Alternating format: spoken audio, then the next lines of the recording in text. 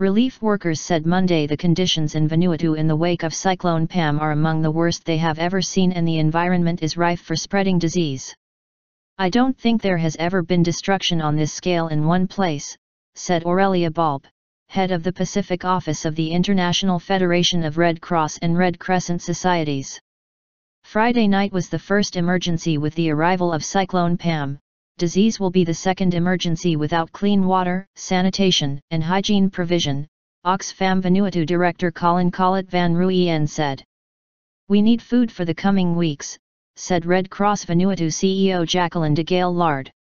Officials in Vanuatu had still not made contact with outlying islands by Monday night and were struggling to determine the scale of devastation from the cyclone, which tore through the nation early Saturday. Authorities have confirmed at least 8 deaths and more than 20 injuries. Bridges were down outside the capital, Port Vila, making travel by vehicle impossible even around the main island of Vanuatu. Paulo Mailatu, coordinator for Vanuatu's National Disaster Management Office, told the Associated Press that officials had dispatched every plane and helicopter they could to fly over the hard-hit outer islands. The office was expecting to get full reports from the flyover crews early Tuesday. VOA spoke with Derek Bryan, who is in Port Vila, the capital city, where he works for the Pacific Institute of Public Policy. He said, "Everything has been wiped out, and that is the most frightening thing because most people here rely on their gardens for food." Bryan said all the fruit trees and crops have been destroyed. President out of country. Vanuatu President Baldwin Lonsdale said Monday the state of emergency that has been issued is only for Port Vila, where 90% of the buildings and houses have been destroyed or damaged. He said another state of emergency will be enacted for the other cluster of islands that make up Vanuatu once communications have been re-established. Lonsdale called the cyclone a monster, and said his country must start anew. "This is a very devastating cyclone that goes to Vanuatu. It is a monster. It's a monster that has hit the Republic of Vanuatu. And again it is a setback for the government and for the people of Vanuatu. After all the development that has taken place, all the development has been wiped out. So it means we will have to start new again," he said.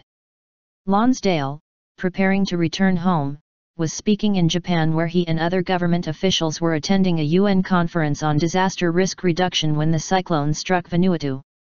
Vanuatu is located on the geologically active Pacific Ring of Fire. One of the world's poorest nations, it suffers from frequent earthquakes and tsunamis and has several active volcanoes. Ranked as the country most vulnerable to natural disasters globally, Vanuatu's presence at the conference was undoubtedly warranted. But its unfortunate accident of timing meant key officials were overseas just as the storm hit. "We had a warning before we left, but the wind was still developing. It had not intensified," Lonsdale said Monday.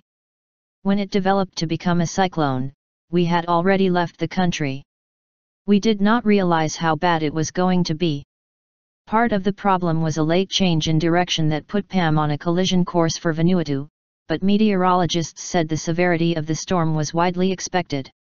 Relief workers were struggling Monday to contact the more than 80 islands that make up Vanuatu to determine the impact of the cyclone that struck late Friday and Saturday. Relief supplies began flowing into the stricken country Sunday. "I was present for the hygiene response and I would 100% tell you that this is a much more difficult logistical problem," said Tom Skuro, Save the Children's Vanuatu director, referring to the 2013 super typhoon Hyun that hit the Philippines and left more than 7,000 people dead or missing.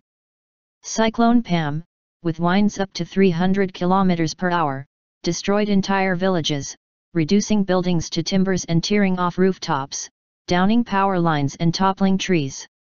Aid workers said virtually every building not made out of concrete has been flattened. Oxfam's Van Rooyen told Reuters a 6 p.m. to 6 a.m. curfew had been imposed in the capital to prevent looting.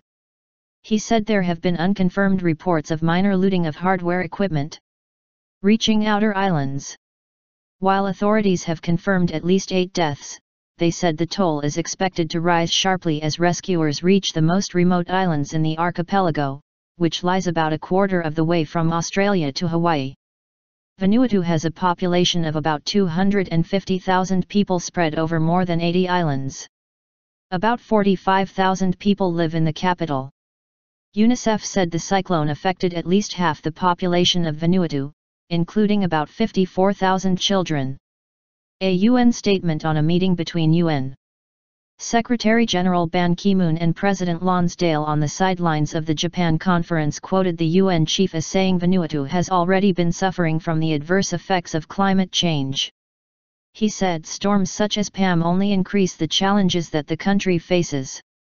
Other Pacific islands were also damaged by Pam, including Kiribati and the Solomon Islands.